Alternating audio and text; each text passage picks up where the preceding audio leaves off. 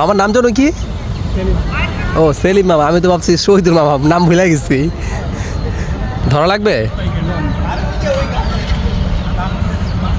দেখে তো কত হয়েছে এটার মধ্যে। ও মোটামুটি ভরপুর। ইনি হচ্ছে রসবাগিচার গাছি মোহাম্মদ সেলিম মামা।